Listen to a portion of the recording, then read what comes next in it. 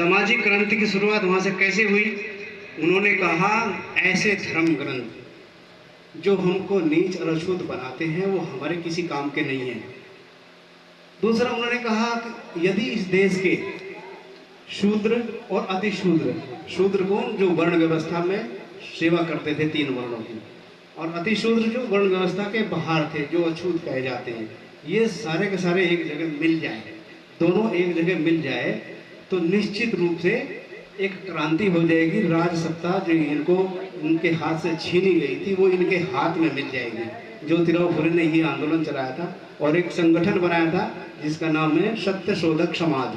वो सत्य शोधक समाज में उन्होंने बताया था कि ऐसे धर्म ग्रंथ हमारे किसी काम के नहीं हैं जो हमको नीच अछूत और पता नहीं राक्षस और किस तरह का बताते हैं। उनको सबको हमको त्यागना होगा और हमको जो है एक भाईचारा विकसित होगा। मूल निवासी संकल्पना वहीं से डेवलप हुई थी, वहीं से विकसित हुई थी।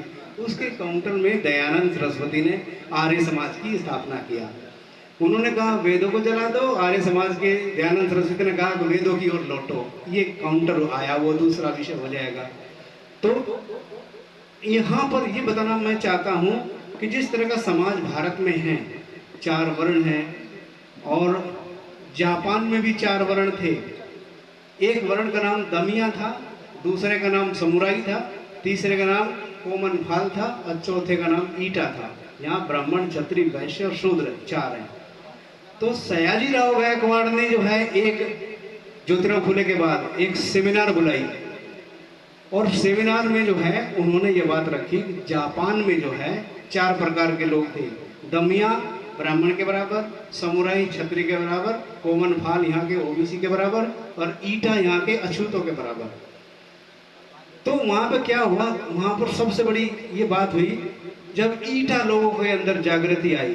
देश के सारे साधन संसाधन जो थे वो ईटा ने कोमन ये दमिया और समुराई के पास में थे। दमिया और समुराई के पास में थे। जैसे यहाँ ब्राह्मण, क्षत्रिय और वैश्य के पास सारे देश के साधन संसाधन है। तो जो है ईटा लोगों के अंदर जब चेतना जागृत हुई, चेतना कहाँ से कि भारत से बुद्धिज्म गया। वहाँ बहुत सारे भंते जी गए जापान में, उन्होंने बुद्धिज्म का प्रचार किया, मानवता का प्रचार किया, मानव को मानव का व्यवहार सिखाने वाला प्रचार किया। तो ईटा लोगों में जागृति आई। तब उनके लोगों में जागृति आई तो क्या हुआ, जब उनके अंदर इकट्ठा होना शुरू हो गए, वो एक इकट्ठा होना शुरू हो गए। दमिया लोगों की संख्या सैकड़ों में थी, समुराई की संख्या हजारों में थी, कोमान फाल की संख्या लाखों में थी, है ना, और ये संख्या ईटा लोगों की करोड़ों में थी। जब देखा करोड़ों लोग एक साथ खड़े हो रहे तो दमिया लोगों ने कहा कि ये रहे तुम्हारे उद्योग धंधे, ये रही तुम्हारी जमीन, जिस चाहो उस तरह से इसको जो है उपभोग करो, हमको भी अपने साथ रहने दो। यानी दमिया और समुराई को भय हो गया कहीं हमको कत्लेआम न कर दें, तो एकता इनके अंदर स्थापित हो रही है। तो जो है वो उसको कहते हैं एक ऐसी हंसी खुशी वाली क्रांति आई थी जापान में। किसके कारण? बुद्ध और बुद्ध के विचारों के कारण आई थी, जिन्होंने मानवता को संदेश दिया था। तो भारत में भी संभव है। सयाजी राव गायकवाड़ ने कहा कि भारत में भी संबंध है उसका, भारत में भी ये संभव है। कैसे संभव है? ज्योतिराव फुले जो कह रहे हैं कि जो है कि शूद्र अतिशूद्र एक हो जाओ।